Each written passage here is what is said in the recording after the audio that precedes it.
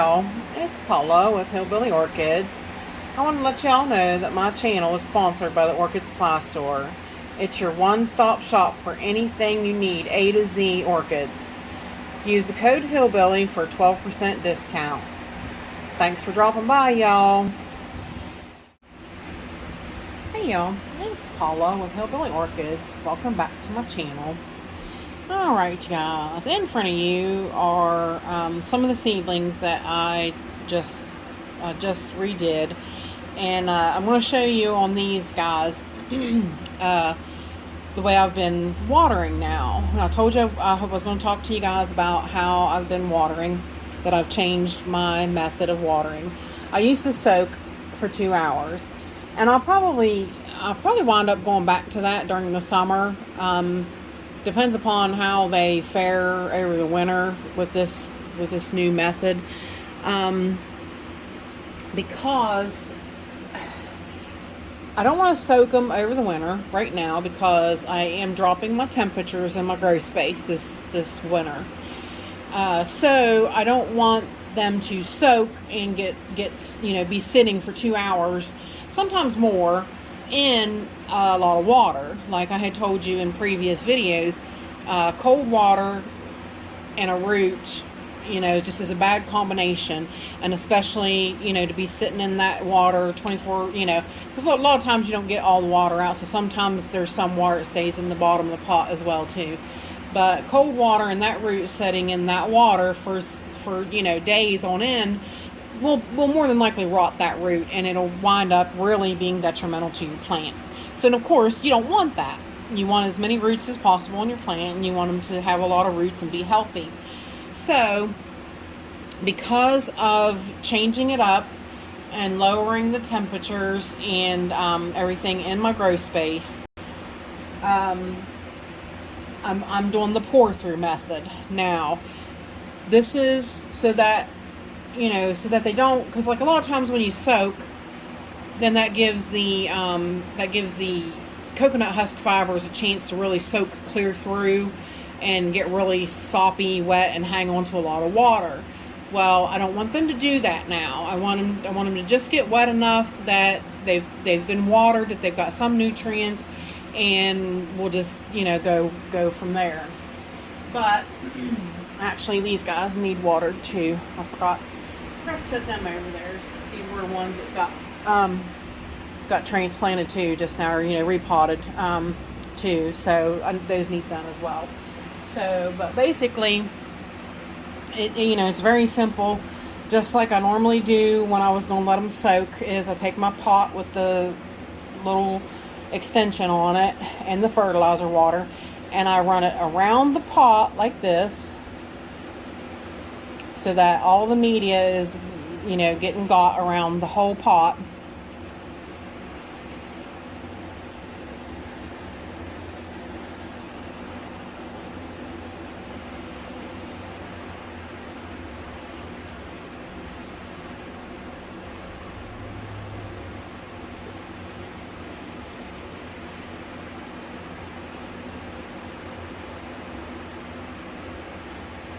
And I do like several in a row, just like this.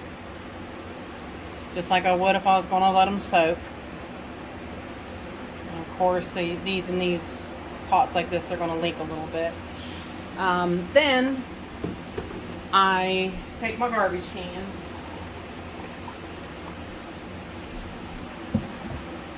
And I simply pick them up. And what I do is I allow it to drain back down into this pot. Fully let it drain. Okay, and you can pretty well see, it's pretty well gotten through the pot pretty good. If you look really close, the media is pretty well wet. And then I take this water and I pour it all back along the pot over top of the garbage can. So that's what I'm going to do, but I'm doing it off camera, so because it's hard to have a setup. But see, I dumped the whole thing back over it, and I'm allowing it to drain while I'm standing here holding it.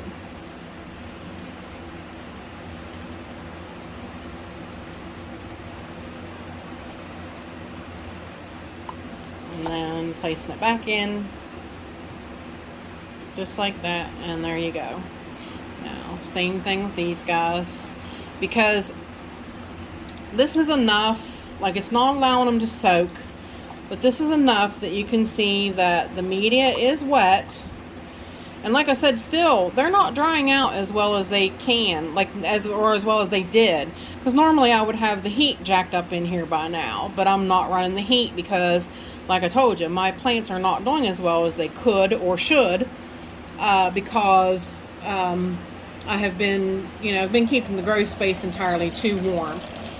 So I'm definitely changing that this year, because like I said, my Phalaenopsis hardly bloom anymore. So I have kept them entirely too warm, and I've kept them at a stable temperature and everything. And as we know, most Phalaenopsis need a decrease in temperatures to, to cause a bloom spike to come. So, and a lot of Cattleyas are that way as well. Like I said, there's some Cattleyas that they're required to have the light, differential in order to bloom. So the the thing is you just kind of gotta, you kind of gotta watch this doing it this way. Even this last time I watered, more than half of my plants didn't even need watered again. Now these guys, when I did the repots, I had told you they were really dry, so this should keep them a little more moist for me now, a little bit longer, which is good, which is what these guys need, because they're still seedlings. These guys are still babies, and they need that extra moisture right now. So but yeah, so far, I mean, that's the only thing that, like I said, has been a little bit different, is that it might be, and I had a lot of people tell me in the comments, even they're like, yeah, sometimes it's 10 days to 2 weeks before I water again. And that's definitely, you don't want to water when it's cold. So that was like I had told Michael McCarthy the other day when I started watering. I told him, I said my grow space got down to like 65, I believe it was. And he's like, oh, well, you're not going to water then, are you? And I was like, yeah, I'm going to water, but I turned the heat on. Once the lights came on, I turned my heat on and I warmed it up. So it wound up going up to like 75 in here. So of course I watered. I watered those that needed water. I didn't water if they were still wet. They didn't get watered. So, there's no point. If they're still wet in the pot, you do not want to add more water. But there were very few. A lot of my small pots were dry, and a lot of my plants that have like massive roots, they were dry. Because usually, 9 times out of 10, if they've got massive roots, they're really heavy drinkers anyway. So be it whether you pour through or whether you soak, they're going to use that water that's left because they're massive drinkers. But yeah, not many of my big pots needed it, unless it was like a Cattleya that had a lot of roots. They might have needed it, but yeah, this is my new method of watering, like I said, because I've been monitoring everything with the sensor push, been keeping an eye on everything, and so far so good with the changing temperatures. We haven't gotten into winter yet, so stuff's not really gotten cold. Like I said, a few times it's been down to 65 now in the grow space, which is something before I used to never allow happen. It's now happening.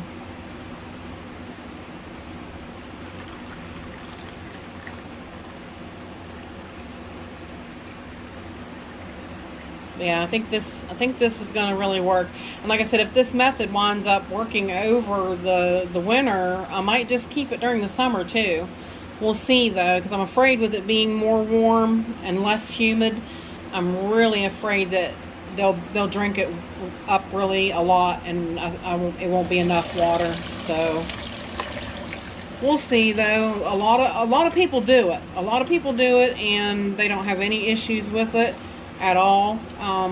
So if you want to, if you guys down in the comments, let me know what you do. Do you soak winter and summer? Do you do the pour through method? What do you do? Let me know what you guys do in the comments. Like I said, this is all new, and actually the pour through method for me is now it's taking less water, and it's taking less time. Even I can get I was watering like 2 days a week, and it took me like the whole days, like it would be from the minute I got up out of bed, like 7 o'clock in the morning till like 5 or 6 o'clock in the evenings to get everything watered for 2 days. And this is taking a lot less. Like I'm able to get so much more done. I can get almost the whole collection done in 1 day now. So if it's a really good day, if I'm like this week with my back and everything the way it was, sadly it actually took me 4 days. But even with it took me 4 days, even with as few plants that needed water. Even though they didn't need watered, I still had to pick them up to check them out to make sure whether they needed watered or they didn't. So I still had to look them over and make sure I wasn't just going to water them to water them. So, and like I said, I did try to go a little easy, to kind of give my back a rest. But yeah, this is how I'm going to do it all winter long. And like I said, so far so good. Like I said, some of those that had the big, you've seen these seedlings. I'll probably air the repot, so you'll see they were in big chunk bark, like I don't even use that big chunk of bark for my big Cattleyas. So, oops, I hit the thing, sorry. I don't even use that for my big Cattleyas. I use that for, I don't use it. I might use it for my Vandas, but I don't even like it for my Vandas. I don't use that big a bark. I just don't. So why would I want that on a seedling? Like I said, in Maui, that might be perfect for them, but not here. That was just like, there was a couple of them. I lost a lot of roots because I waited so long to change them over to the medium that works best in my environment here in West Virginia. So I was kind of disappointed in myself. Like I said, this one here is really in not good shape. It had 2 basically good roots on it, and I'm going to set it up here on this this shelf where it's eye level, and it's right on the end where I can really keep an eye on it and make sure it's got water when it needs water, and make sure it's drying out and that kind of thing. So, because it's going to need some TLC, just having 2 roots. So, but it does have a nice new growth, and I think it should be all right. But yeah, that's basically how I'm going to water over the winter. And like I said, about 65 is all of the further I'm going to allow the space to fall to, because like I said, I'm going to heat it up in the daytime. So if I'm doing 65 at night and doing 75 in the daytime, that's about a 10 degree, sway. So that should be a good enough increase, decrease, that the plant should be able to feel a difference. So that's my plan going forward. But yeah, I'd be really curious to know how you guys do your thing. So please, like I said, let me know in the comments. And with that said, I appreciate all you beautiful people stopping by and hanging out with me. And bye for now, y'all. Till we meet again.